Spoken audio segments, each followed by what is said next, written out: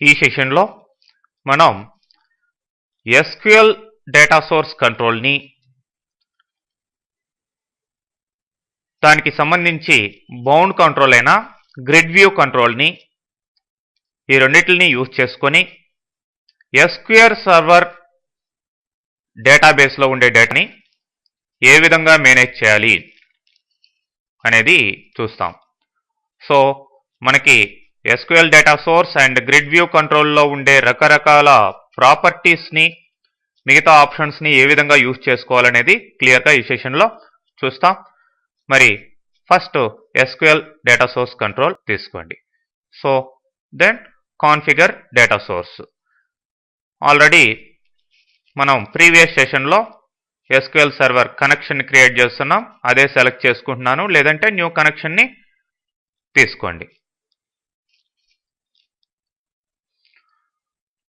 So already మనకి employee table ఉంది. Employee టేబుల్లో ఉండే డేటాని ఫస్ట్ సెలెక్ట్ చేయబోతున్నాను.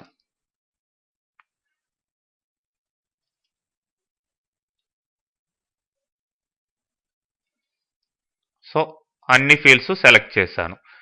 మీరు ఈ యొక్క ఆర్డర్ బై వేరు ఈ క్లాజులు కూడా దీనికి సెలెక్ట్ స్టేట్మెంట్ కావాల్సి ఉంటే ప్లేస్ చేసుకోవచ్చు. Okay, next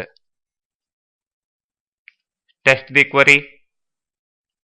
number of rose already insert చేస్తున్నాను ఆ టేబుల్లో, కాబట్టి అంతా డేటా చూపిస్తుంది. Okay, finish it. సో ఇవంతా కూడా ప్రీవియస్ సెషన్లోనే మనం చేస్తున్నాం.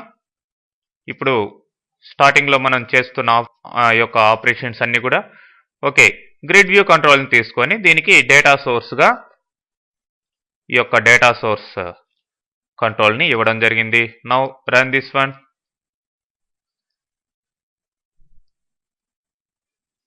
సో టోటల్ డేటా మనకి డిస్ప్లే కావడం జరిగింది. ఓకే, మరి ఈ డేటాని మనకు కావాల్సిన ఆర్డర్లో చూసుకోవాలన్నా ఇక్కడ అలో సార్టింగ్ అని ఉంది, దీన్ని ట్రూ చేయండి. అలో పేజింగ్ అని ఉంది, దాన్ని తర్వాత చూస్తాం. ఓకే, ఇప్పుడు రన్ చేయండి. ఏ ఫీల్డ్ మీద మీరు సార్ట్ చేయాలనుకుంటున్నారో ఆ ఫీల్డ్ మీద పైన క్లిక్ చేయండి. ఇప్పుడు చూడండి, ఇక్కడ లింక్స్ మాదిరే వచ్చాయి. సో జాబ్ మీద క్లిక్ చేయండి. సో జాబ్ మీద సార్టింగ్ ఆర్డర్ ఇక్కడ రావడం జరిగింది. మళ్ళీ ఎంప్లాయ్ నెంబర్ మీద కావాల్సి ఉంటే అక్కడ క్లిక్ చేయండి. సో దీని మీద సార్టింగ్ ఆర్డర్ వచ్చింది. అదే ఎంప్లాయ్ నేమ్ లేదంటే సాలరీ, ఇట్లా సార్టింగ్ ఆర్డర్ దేని మీద కావాల్సి ఉంటే దాని మీద మీరు క్లిక్ చేసుకోవచ్చు. అలానే నెక్స్ట్ ఇంకొక ప్రాపర్టీ ఉంది, ఇక్కడ అలో పేజింగ్ అని ఉంది, దీన్ని ట్రూ చేయండి.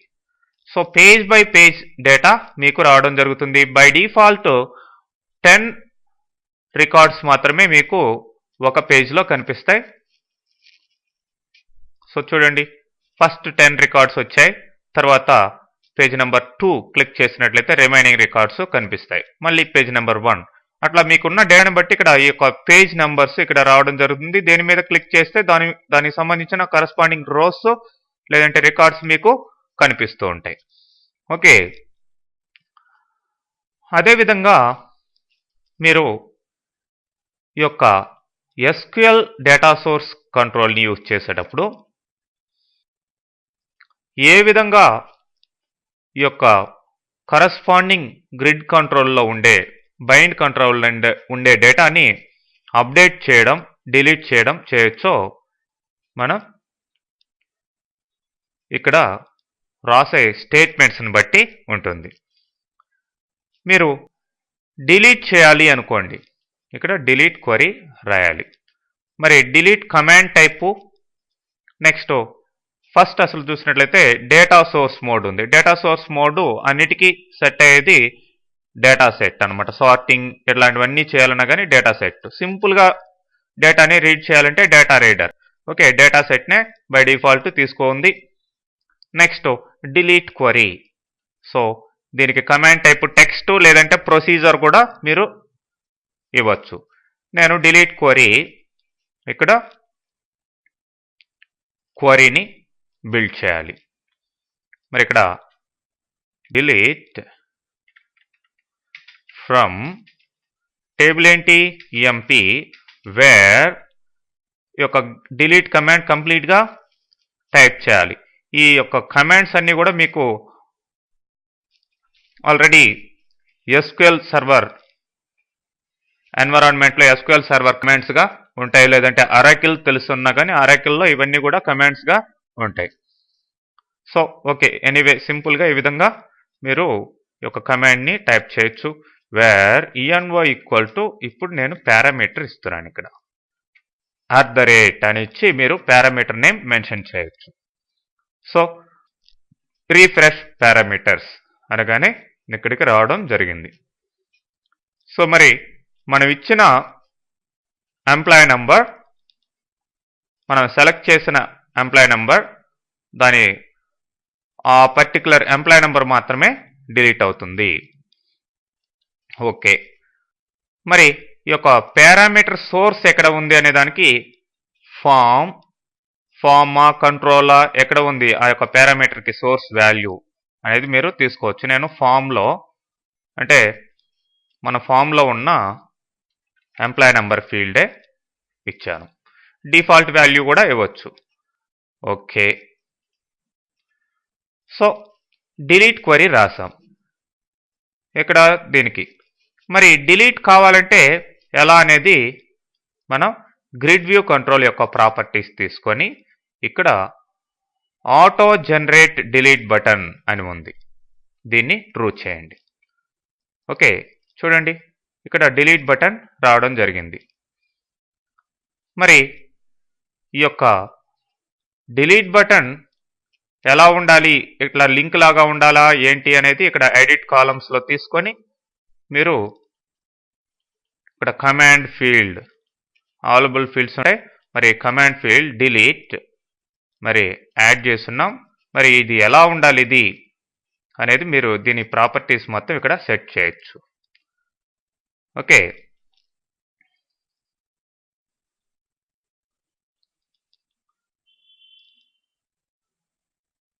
చూడండి రకరకాల ప్రాపర్టీస్ ఉన్నాయి.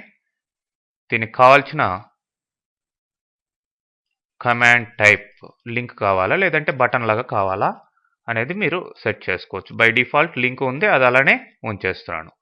ఓకే, ఎనీవే మనకి ఇట్లా డిలీట్ బటన్ రావడం జరిగింది. So now run this one. So మనకి కావాల్సిన రికార్డు మనం డిలీట్ చేసుకోవాలి. సో ఇక్కడ డిలీట్ అంటాను, లాస్ట్ రికార్డ్ డిలీట్ చేయబోతున్నాను. చూడండి ఎర్రర్ వచ్చింది. మరి ఎర్రర్ ఎందుకు వచ్చిందంటే మీకు ఇక్కడ కీ ఫీల్డ్ని సెట్ చేయాలి. ఈ యొక్క డేటాబేస్ అంటే ఈ యొక్క గ్రిడ్ వ్యూలో సెలెక్ట్ చేస్తున్న ఫీల్డ్స్లో ప్రైమరీ కీ ఫీల్డ్ ఏంటి అనేది సెట్ చేయాలి. దాన్ని బట్టే ఆ స్టేట్మెంట్ అనేది వర్క్ అవుతుంది. మరి కీ ఫీల్డ్ మెయిన్గా ఎంప్లాయీ నెంబర్, ఇక్కడ కీ ఫీల్డ్ కామా ఇచ్చి మిగతా ఫీల్డ్స్ని కూడా ఇవ్వచ్చు, కానీ ఒక ఫీల్డ్నే నేను ఇక్కడ తీసుకుంటున్నాను. ఎంప్లాయీ నెంబర్ ఆ టేబుల్కి కీ ఫీల్డ్ అనమాట. So now run this one.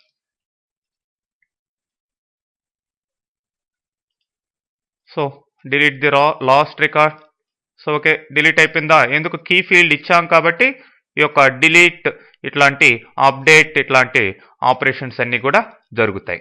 Key field ఇవ్వకుండా ఆ విధమైన ఎర్రర్ అనేది జనరేట్ కావడం జరుగుతుంది. ఓకే, నెక్స్ట్ ఇదే విధంగా మనం అప్డేట్ స్టేట్మెంట్ కూడా రాయొచ్చు. మరి ఎస్క్యూఎల్ డేటా సోర్స్ ప్రాపర్టీస్ తీసుకొని ఇక్కడ అప్డేట్ క్వరీ అని ఉంది. సో అప్డేట్ కమాండ్ రాయండి. అప్డేట్ ఏంటి, టేబుల్ నేమ్ ఏంటి, EMP set envo equal to @envo parameters ఇస్తున్నాను, comma ename equal to @ename రెండో parameter, and job equal to @job, comma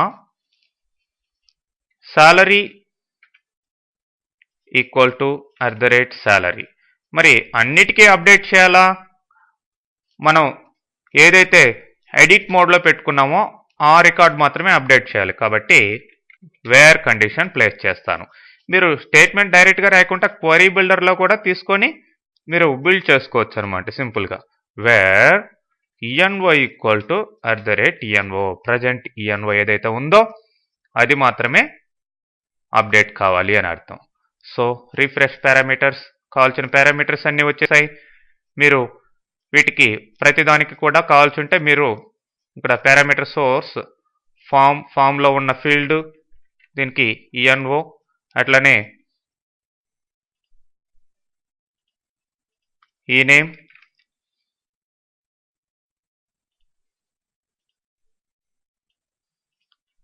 అలాగే జాబ్, దెన్ సాలరీ.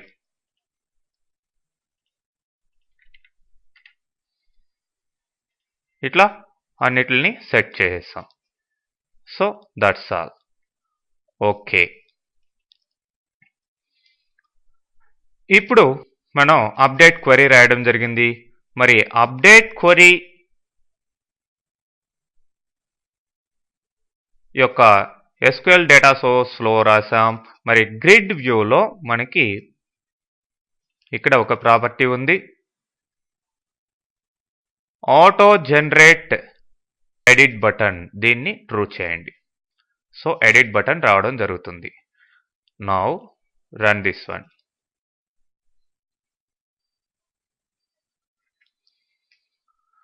ఓకే, మీరు ఏ record edit చేయాలి అనుకుంటారో, suppose I'm editing the last record. చూడండి, ఇప్పుడు edit మోడ్లో ఇక్కడ రావడం జరిగింది. మీరు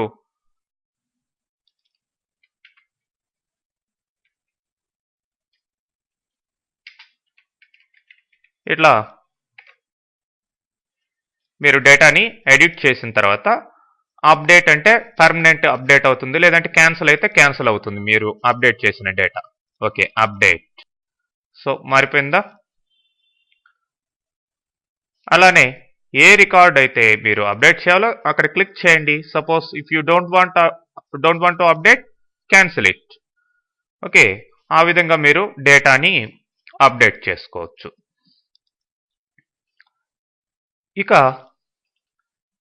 మీరు ఇక్కడ టేబుల్లో ఏ డేటా ఇక్కడ తీసుకురాకపోతే, అంటే ఈ యొక్క SQL డేటా సోర్సు తీసుకొని వచ్చే డేటా ఏమీ లేనట్లయితే, అంటే ఏ రికార్డ్స్ అక్కడ లేనట్లయితే, అప్పుడు ఏ టెక్స్ట్ డిస్ప్లే చేయాలి అనేది మనం ఇక్కడ ఈ యొక్క గ్రిడ్ వ్యూ కంట్రోల్లో మనం మెన్షన్ చేయొచ్చు.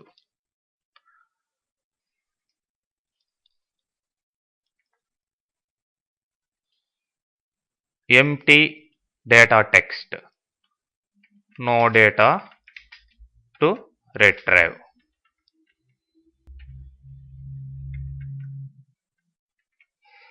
ఎట్లా ఇచ్చాను.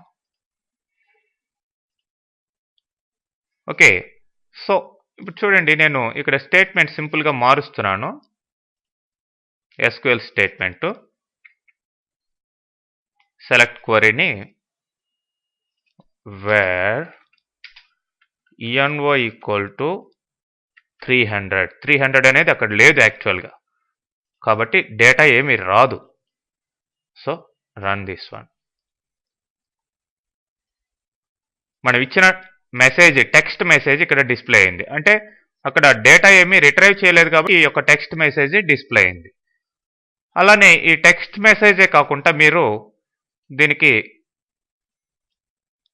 ఆ డేటా రిట్రైవ్ చేయనప్పుడు ఇక్కడ క్లిక్ చేయండి, ఎడిట్ టెంప్లేట్ అని ఉంది. ఇక్కడ టెంప్లేట్ని మీరు ఎడిట్ చేసుకోవచ్చు.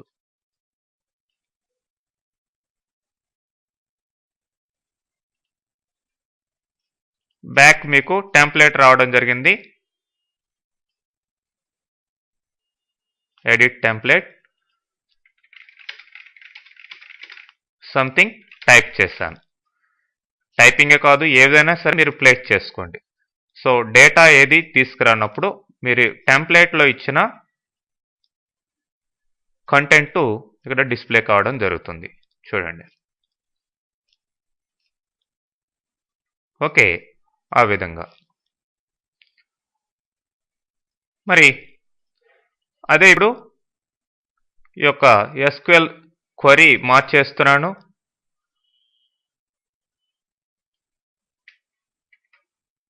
ఓకే.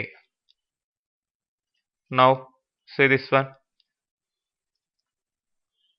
డేటా యాజ్ ఇట్ ఈస్గా వస్తుంది. డేటా రానప్పుడు మాత్రమే ఈ టెంప్లెట్ లేదంటే కరస్పాండింగ్ టెక్స్ట్ అనేది డిస్ప్లే కావడం జరుగుతుంది.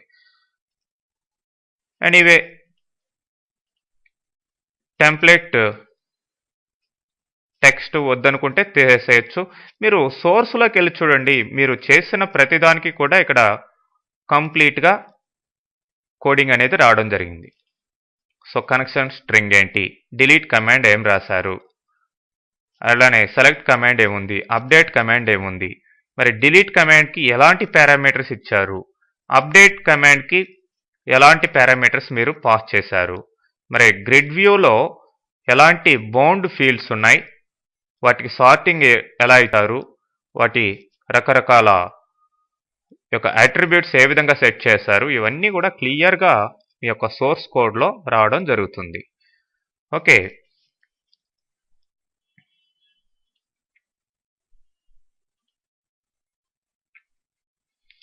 సో ఈ విధంగా మీరు డిఫరెంట్ కైండ్స్ ఆఫ్ ఆపరేషన్స్ని ఈ grid view and SQL data source controls ద్వారా మీరు కంప్లీట్గా ఆపరేట్ చేసుకోవచ్చు.